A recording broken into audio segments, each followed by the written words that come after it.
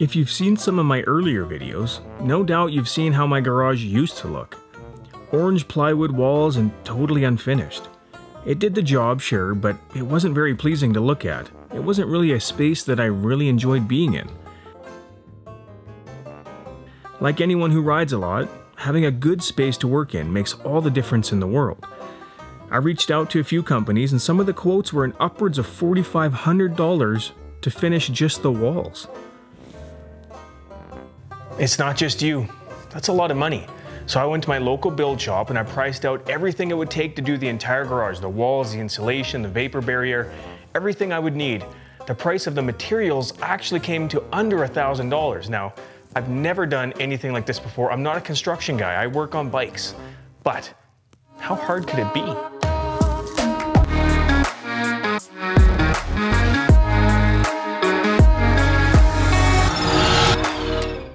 So if you're like me and you have no idea what you need, have faith. It's actually not that bad. To start, I wanted a space that would stay somewhat warm in the colder weather because I live in Canada. So I decided to insulate the walls and finish the ceiling to again insulate it, try and keep some of the heat in. Once I had the insulation and the vapor barrier up, it was time to decide on what I actually wanted to use for the walls. Now, I really had two options. Drywall, which is pretty standard, or something I'd never seen before, which is OSB boards. I figured the drywall would give it a really finished look, but it didn't have much practicality when it came to organization or building anything onto the walls. So even though it's a bit pricier, I went with the OSB. That way, I could add whatever I wanted to the walls and not worry about having something to sink screws into or damaging the drywall itself.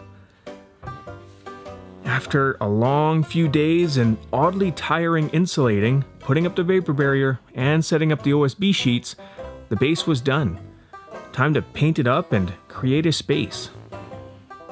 My wife actually had the idea to come up with this bar style solution where I'd have my bikes behind the camera, I'd have them all lined up, my project bikes, all that kind of stuff.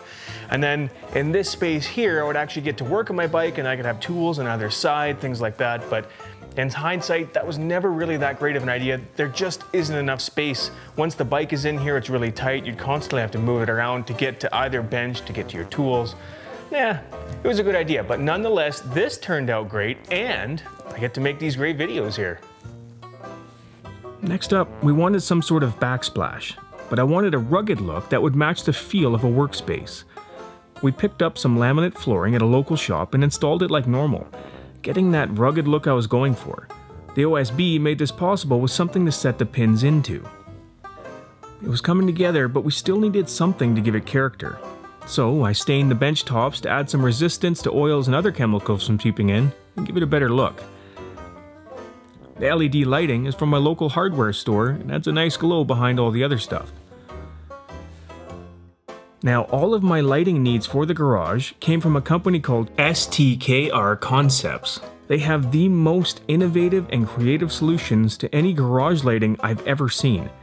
If you're like me and you have limited options for screwing in light bulbs, this multi-point hub is a perfect example of what I'm talking about. It's a great solution. You can place any one of the pilot hubs anywhere you want and give you the light right where you need it.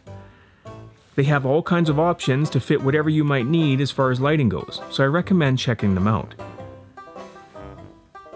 Moving on, eBay actually has some great things from time to time, so I decided to go shopping. A quick search of motocross items and you can find some really great stuff. A great way to get your tires up and off the ground, my local Canadian Tire offers up an affordable tire rack that holds up to 400 pounds. So motocross tires on this shouldn't be a problem at all. Add in a few hooks for some gear sets, bins for storage, and a tree because Canada, and voila, you have a great space to work on your projects. So, all in for the entire project to do the whole garage, the benches, the walls, everything. It was under $2,000, which is less than half the cost that I was quoted by a guy who was supposed to be giving me a deal. Now, how hard was it? It's actually not that hard. Do some research, check some YouTube videos, that kind of thing, make sure you're doing it the right way. but it just takes a little bit of elbow grease and you can save yourself a ton of money. And if you're kind of creative, you can actually come up with a really cool space to work in. Look on eBay, look at the classifieds. There's some really neat motocross stuff that you can dig up if you're just willing to look for it.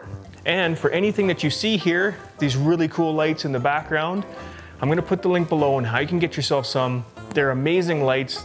I'll put a link to everything. If there's anything that you guys want, fire away, fire me a comment below. If there's something that I didn't leave there that you'd like to know where I got it from, I'd be more than happy to help you out. I hope you liked the video. I hope it helped you in some way. If so, smash that subscribe button for me. You know I appreciate it. I say that every video, but I really do.